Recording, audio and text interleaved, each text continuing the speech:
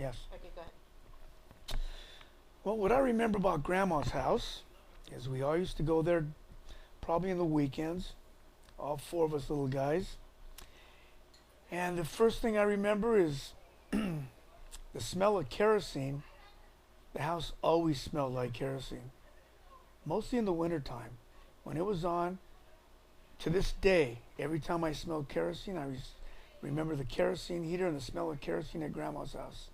And there was always a shower or a bathroom that was unfinished. I think my Tio Manuel was always remodeling something. And I remember the unfinished bathroom. And in the dining room, there was a big hutch with a big table. Everything looked big. The block wall on the perimeter of the property. And it just happens that my other grandma, my dad's mother, lived across the street. So we'd always look across the street, see if my grandma or my grandpa was there. And right across the other catty corner of that was a little grocery store. My brothers and me used to run up and down the street. And sometimes we'd find the churro cart and buy a churro for a penny. And boy, we were happy. Wish those days were back. We didn't appreciate them No. back then like we do now. And that's about it right now. So, like, tell me about, like, you know our family history, right? Because it's ancestry party. So, how, what do you know of from where our ancestors came from? Well, what I understand, my grandpa, Manuel Casillas, left Ameca, Jalisco when he was a kid and went north, like a lot of the migrants, or a lot of Mexicans went north because the work was up in the United States. And he went to Juarez, and I guess he was a laborer there. I know my grandma during the Revolution, they moved north from Fresnillo, Zacatecas. And I don't know where, I think my grandpa Lencho, my great grandfather Lencho was from Fresnillo, but my grandma was from a town in Coahuila called, and I just forgot the name. Oh, I don't know. It's okay. Keep going. That's all right. Anyways, and that's really all I know. My grandfather was a laborer, and during his later years, before he passed away, he was a baker, and he had 11 kids, and he was an atheist, and and my grandma was very religious.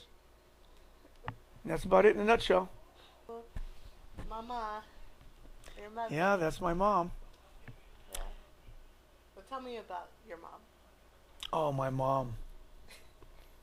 The best mom ever. Boy, she had to put up with four boys from the ages of 3 to twins that were just born.